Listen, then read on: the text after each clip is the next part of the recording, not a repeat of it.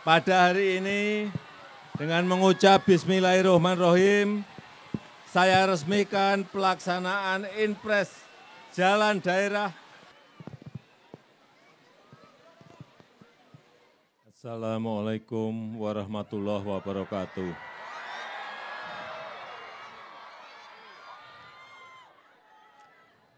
Inpres Jalan Daerah yang dikerjakan di Provinsi Sulawesi Tengah sebanyak 15 ruas jalan sepanjang 147 km dengan biaya 330 miliar rupiah. Pada hari ini dengan mengucap Bismillahirrahmanirrahim, saya resmikan pelaksanaan Inpres Jalan Daerah di Provinsi Sulawesi Tengah. Terima kasih. Wassalamualaikum warahmatullahi wabarakatuh. Selanjutnya prosesi penekanan tombol sirene dan penandatanganan prasasti. Mohon izin kami pandu dalam hitungan 3, 2, 1.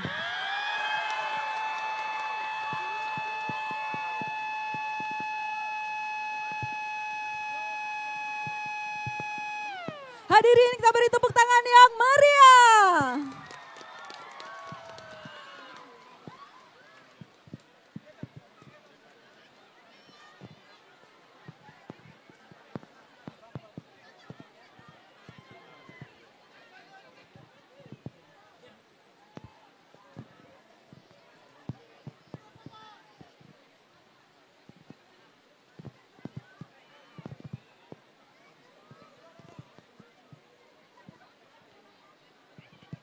Hadirin, dengan demikian pelaksanaan Inpres Jalan Daerah Provinsi Sulawesi Tengah resmi diresmikan oleh Presiden Republik Indonesia.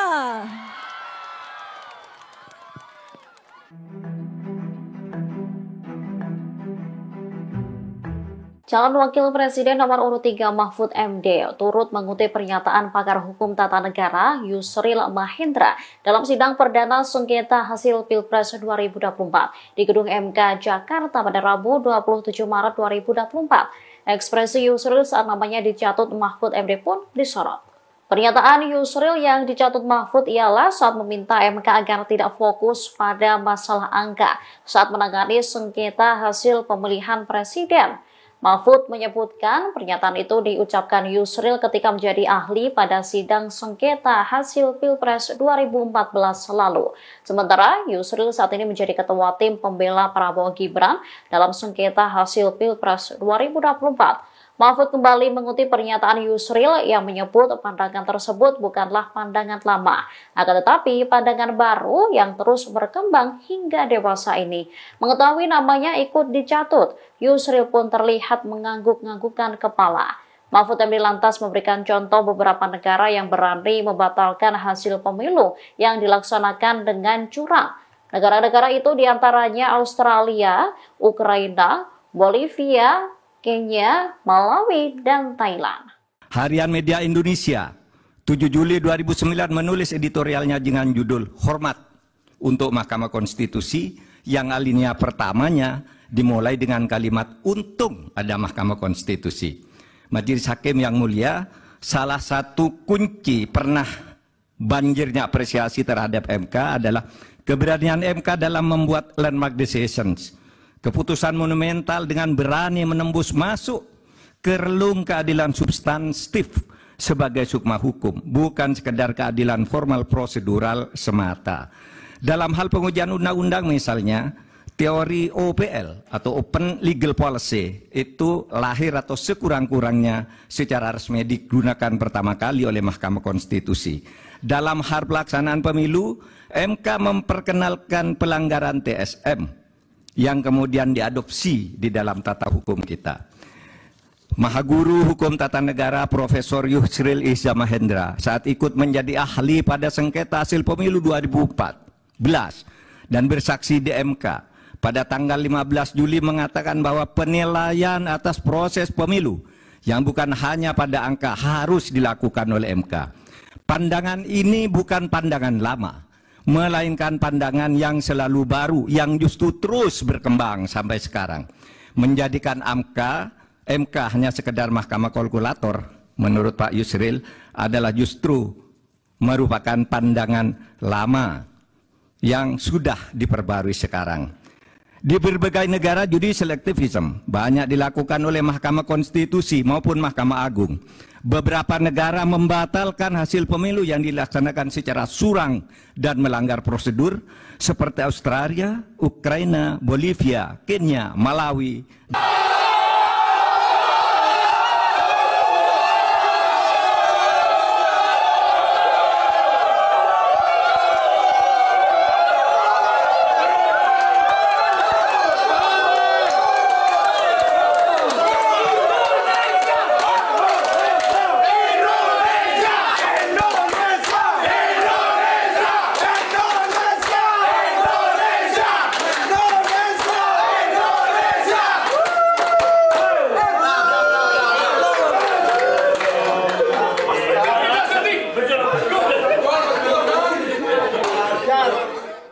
Saya kira semua rakyat senang lah.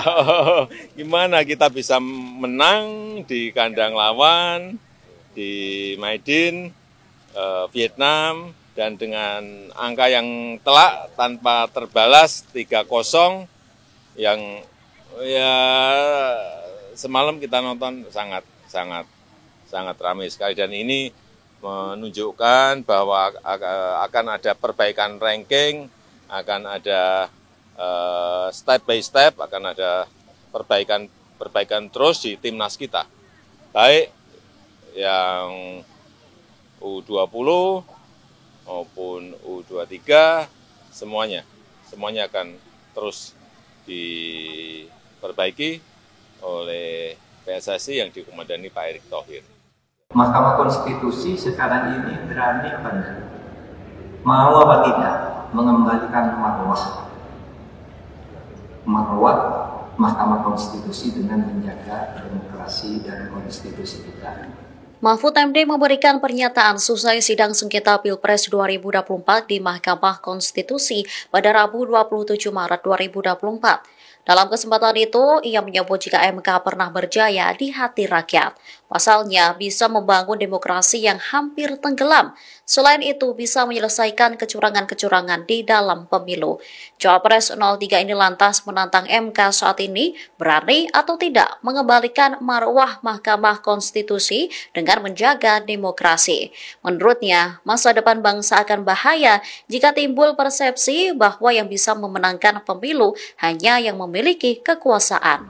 Saudara, kalau dari apa yang disampaikan tadi permohonan, sebenarnya masalahnya simpel. Pertama, Mahkamah Konstitusi itu pernah berjaya di hati orang karena bisa membangun demokrasi yang hampir tenggelam, bisa menyelesaikan kecurangan-kecurangan di dalam pemilu, sehingga menjadi tempat ujian bukan hanya dari dunia ilmu pengetahuan, tetapi juga dari praktisi hukum dan pengadilan dari berbagai negara.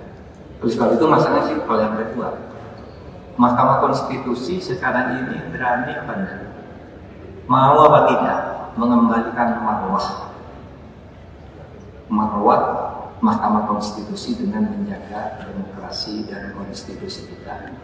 Karena sungguh bahaya masa depan bangsa ini kalau kemudian timbul persepsi bahwa yang bisa memenangkan pemilu itu hanya orang yang punya kekuasaan, yang berkolaborasi dengan orang yang punya uang. Mundur peradaban kita kalau Mahkamah Konstitusi tidak mau meraih kembali kejayaannya. Itu aja kalau saya, materinya tadi jelas.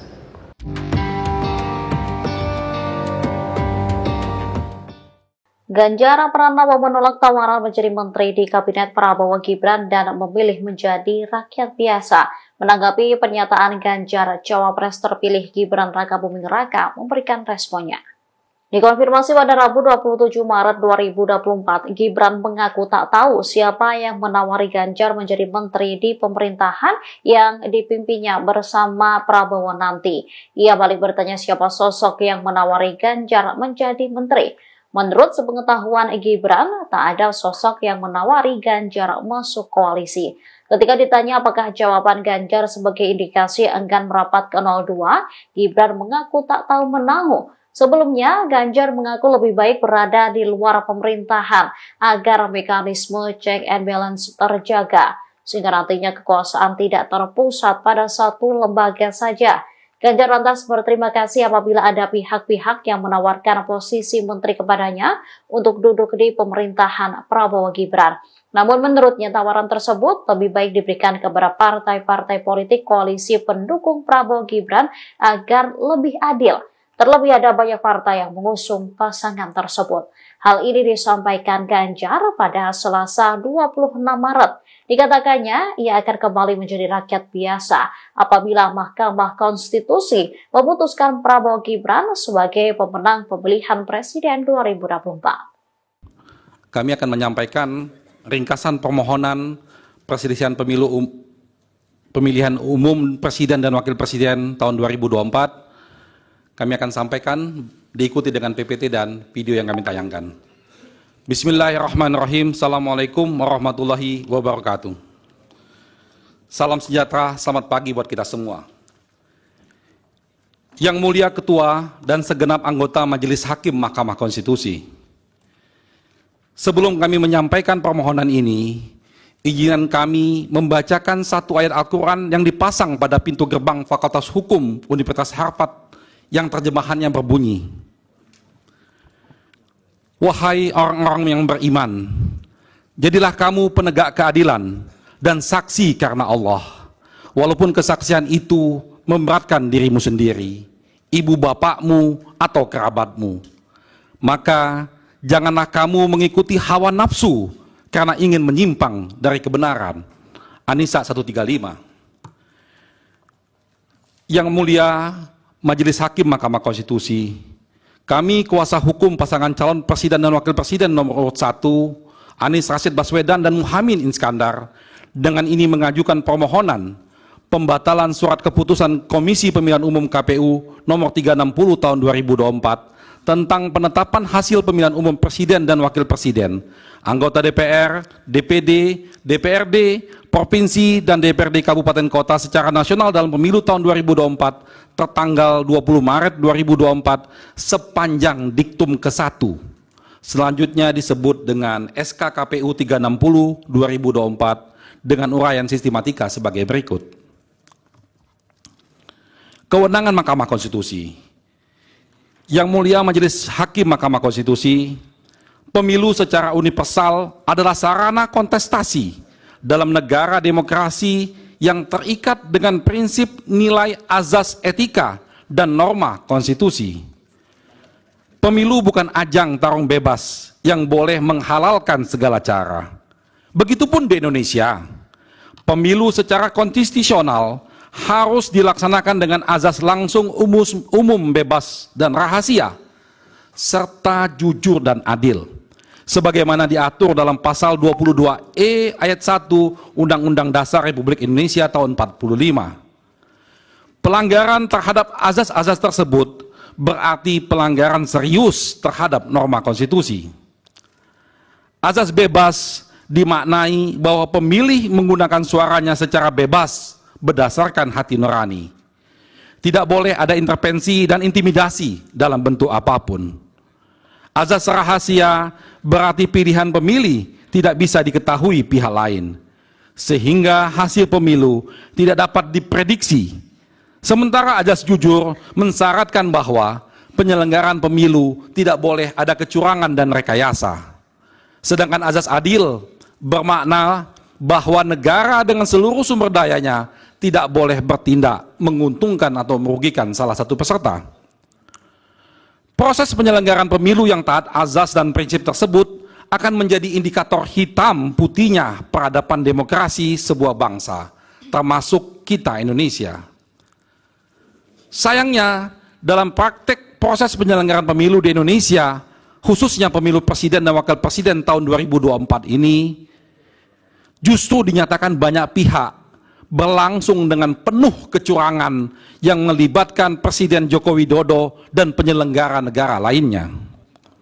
Keterlibatan Presiden Joko Widodo untuk memenangkan anak kandungnya menjadi perhatian internasional. Hal ini terlihat dari pernyataan anggota Komite HAM, Center for Civil and Political Rights, CCPR PBB, Bakrewali Ndiaye. Ia menyatakan bahwa Presiden Joko Widodo terlibat mengkondisikan pemilu sehingga mengakibatkan pemilu 2024 berlangsung tidak netral yang merusak ajas jujur dan adil sebagaimana ditentukan pasal 22E ayat 1 Undang-Undang Dasar 1945. Tiga hal penting yang menjadi perhatian serius dari Bakrewali Ndiaye. Yang pertama, adanya putusan Mahkamah Konstitusi, selanjutnya kami sebut Mahkamah, mengenai perubahan syarat usia calon presiden dan calon wakil presiden yang diubah di menit terakhir. Pendaftaran capres-cawapres sehingga anak presiden yang belum berumur 40 tahun dapat ikut pencalonan. Kedua, Bakri juga mempertanyakan apa langkah yang diterapkan untuk memastikan semua pejabat-pejabat negara, termasuk presiden, tidak bisa memberi pengaruh berlebihan terhadap pemilu. Yang ketiga, Bakri juga bertanya, apakah pemerintah Indonesia sudah menggelar penyelidikan guna mengusut kecurigaan intervensi pemilu tersebut. Pernyataan Bakri di atas sejalan dengan pendapat Syarabich yang menyatakan pemilu di beberapa negara dibayangi malpraktek atau manipulasi untuk kepentingan perseorangan ataupun partai politik dengan mengakibatkan kepentingan umum. Bentuk-bentuk malpraktek dalam pemilu menurut Syarabich dapat dikelompokkan dalam 3 jenis, yaitu manipulasi terhadap peraturan perundang-undangan pemilu, manipulasi pilihan pemilih yang bertujuan untuk mengarahkan atau mengubah pilihan pemilih dengan cara-cara yang manipulatif, dan ketiga, manipulasi terhadap proses pemungutan dan penghitungan suara hingga pemilu berakhir. Ketiga jenis malpraktek tersebut secara sempurna justru terjadi dalam penyelenggaraan Pilpres 2024. Malpraktek Pilpres 2024 berawal dari ambisi Presiden Joko Widodo untuk melanggengkan kekuasaannya. Ada 3 tahapan yang dijalankan oleh Presiden Joko Widodo untuk memuluskan kepentingannya. Tahap pertama, melalui wacana jabatan presiden selama 3 periode dengan berbagai instrumen. Lalu tahap pertama gagal karena ditentang oleh banyak pihak. Selanjutnya, Joko Widodo melancarkan tahap kedua berupa wacana perpanjangan masa jabatan. Tahapan kedua ini pun gagal, yang selanjutnya melancarkan tahapan dengan menunjuk calon pengganti sebagai tahap ketiga. Tahap ini sudah dan sedang dijalankan. Malpraktek Pilpres 2024 untuk melancarkan tahap ketiga terjadi sejak awal tahapan penyelenggaraan pemilu. Dimulai dari ketidaknetralnya Presiden Joko Widodo saat menunjuk Ketua Panitia Seleksi Komisioner dan Badan Pengawas Pemilu Republik Indonesia atau Bawaslu, seorang anggota staf kantor staf presiden dan loyalis Presiden Joko Widodo. Insya Allah beliau akan terpilih menjadi presiden mendatang karena bukan hanya survei sebelum pemungutan suara yang mengunggulkan Pak Prabowo, tetapi di lapangan, di desa, kecamatan, dan kota, saya mendengarkan langsung, mengetahui langsung bahwa dukungan rakyat sangat kuat. Dimana setelah pemungutan suara semua penghitungan cepat dari lembaga survei memenangkan beliau. Ini kesimpulan besar. Ini sejarah. Jangan melukai hati rakyat yang memang ingin memilih Pak Prabowo menjadi pemimpin mereka. Itulah yang paling penting untuk kita pahami.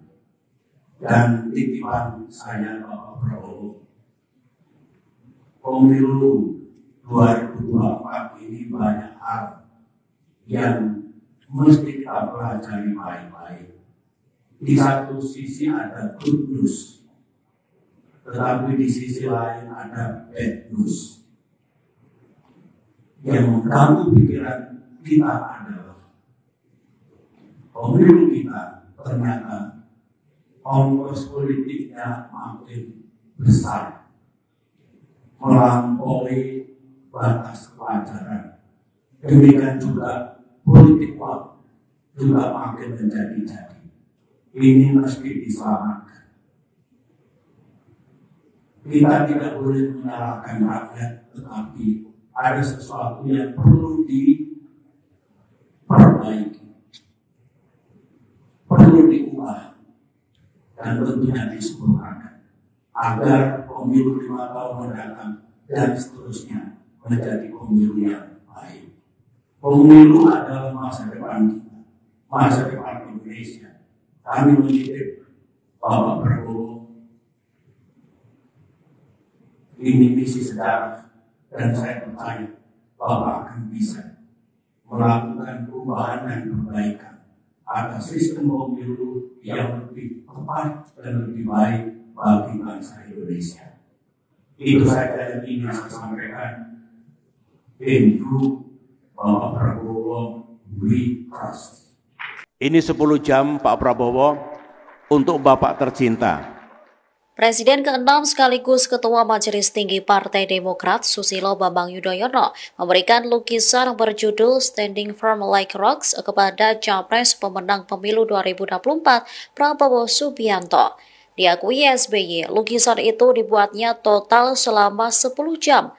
Hadiah lukisan ini diberikan saat acara silaturahmi dan buka puasa bersama internal Partai Demokrat di sebuah hotel di Jakarta Selatan pada Rabu 27 Maret 2024. Lukisan itu sebagai simbol harapannya kepada Prabowo agar bisa menjadi pemimpin yang kokoh memajukan Indonesia. Ini hari yang penting. Saya ingin mempersembahkan sesuatu kepada beliau. Dalam kapasitas sebagai sama-sama prajurit dan patriot dari satu alma mater. Di seluruh dunia hanya ada satu, yaitu di Indonesia. Taruna Akademi Militer satu angkatan yang kemudian menjadi pemimpin bangsa. Kami bangga, kami bersyukur dan semoga Pak Prabowo akan menjadi presiden yang sukses memimpin kita semua. Yang ingin saya sampaikan, lukisan yang ini ada sejarahnya. Semula acara ini dilaksanakan besok. Kemarin saya baru melukis selama 5 jam dengan harapan masih ada 2 hari. Ternyata dipercepat. Tadi habis subuh, habis sahur, habis sholat, saya langsung menuju studio selama 5 jam saya tuntaskan. Ini 10 jam Pak Prabowo untuk Bapak tercinta. Saya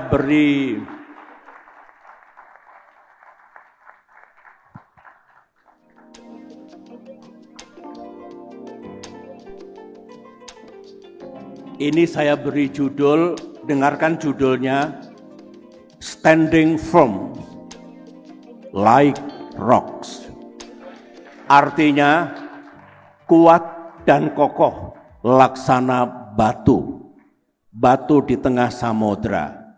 Ini Pak Prabowo, keyakinan saya atas pemimpin kita mendatang, atas harapan saya, dan juga doa kita semua, agar Pak Prabowo kokoh, kuat, seperti batu karang ini, memajukan Indonesia, meningkatkan kesejahteraan rakyat, menegakkan hukum dan keadilan, dan tugas-tugas lain yang diemban oleh beliau nanti.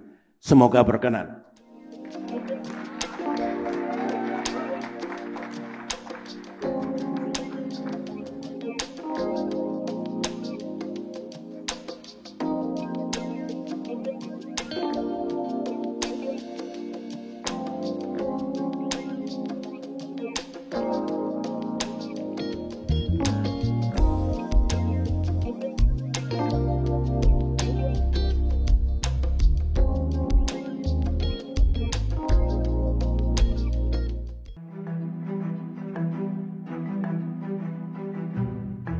Masa pro dan kontra pemilu 2024 terlibat kericuhan saat menggelar aksi demonstrasi di Patung Kuda, Jakarta Pusat pada Rabu 27 Maret 2024. Ray, koordinator aksi dari masa pendukung hasil pemilu, mengungkap kronologi versinya penyebab kericuhan terjadi. Menurut Ray, kericuhan itu bermula dari kubu penolak hasil pemilu 2024. Saat itu ada sejumlah massa kubu penolak hasil pemilu yang mengacungkan jari tengah ke arahnya yang sedang berorasi di atas mobil komando. Bahkan beberapa massa penolak hasil pemilu mendatangi tempat Ray berorasi sambil terus mengacungkan jari tengahnya. Padahal menurutnya massa penolak hasil pemilu ditempatkan di sisi jalan Medan Merdeka Barat. Lebih lanjut, ia pun menyebut lemparan batu awalnya berasal dari kubu massa penolak hasil pemilu. Melihat aksi itu, pihaknya lantas mencoba membalas. Tak hanya dengan batu, massa pro pemilu juga turut melemparkan botol air mineral dan bambu pegangan poster yang mereka bawa saat aksi. Pemicu kericuhan semakin memanas karena Ray dan satu rekannya yang menjadi orator dianggap terus memprovokasi massa penolak hasil pemilu. Tak sedikit juga para emak-emak yang ikut terus surut emosinya sambil mengeluarkan umpatan kepada massa tandingan. Meski mendapat sejumlah luka, Ray mengaku tak akan membawa masalah itu ke jalur hukum. Bapak Prabowo yang kami hormati, hari Sabtu lalu saya telah menyampaikan kepada para kader bahwa kita wajib mengucap syukur kepada Allah Subhanahu wa Ta'ala. Meskipun jalan yang kita tempuh tidak mudah, terjal, dan sangat berliku, tetapi alhamdulillah jalan yang kita pilih ini tidak salah. Misi besar Partai Demokrat, yaitu kembali ke pemerintahan nasional, telah tercapai seiring dengan kemenangan satu putaran pasangan Prabowo Gibran. Sebagaimana yang telah kami laporkan kepada Pak Prabowo pada pertemuan kita sebelumnya, meski Partai Demokrat mengalami kenaikan suara secara nasional, tetapi kami kehilangan sejumlah kursi di DPR RI. Salah satu faktor utama yang paling signifikan yang menjadi penyebab hilangnya kursi kami adalah maraknya vote buying atau politik uang di luar nalar kita semua.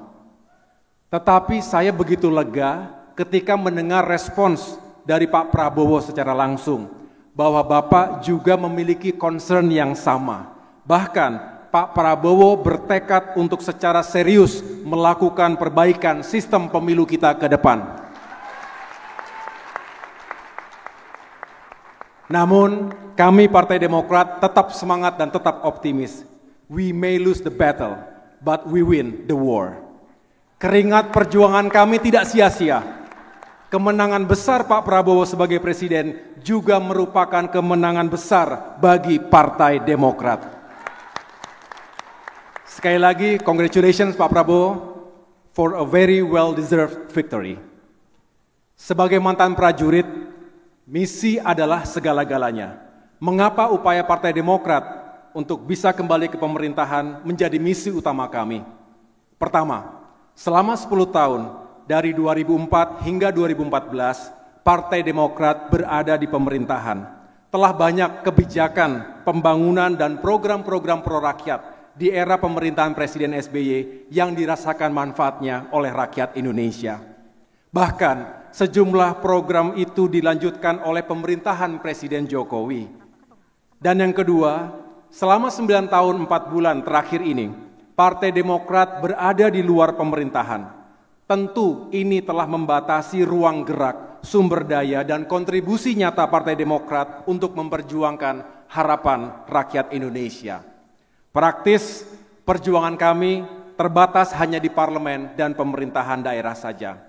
Alhamdulillah, kemenangan Pak Prabowo telah memberikan kepastian posisi Partai Demokrat untuk kembali ke pemerintahan nasional pada periode 2024-2029. Pada kesempatan yang baik ini, saya juga perlu menyampaikan kepada seluruh kader Partai Demokrat dimanapun berada. Tentu, selain atas perkenan dan kehendak Bapak Presiden Joko Widodo, kembalinya Partai Demokrat ke pemerintahan nasional saat ini juga atas dukungan dan dorongan dari Bapak Prabowo Subianto. Pak Prabowo, sesungguhnya memenangkan Bapak dalam Pilpres 2024 bukan hanya untuk menunaikan misi kembali ke pemerintahan nasional, tetapi juga untuk memenuhi dan menunaikan janji dan komitmen kami kepada Bapak. Kami telah berjanji untuk berjuang sekuat tenaga memenangkan Bapak dalam satu putaran. Bahkan Pak SBY juga telah berjanji untuk turun gunung. Video singkat tadi mewakili sebagian kecil dari perjuangan Partai Demokrat bersama Pak Prabowo di lapangan. Download Tribun X sekarang, menghadirkan lokal menjadi Indonesia.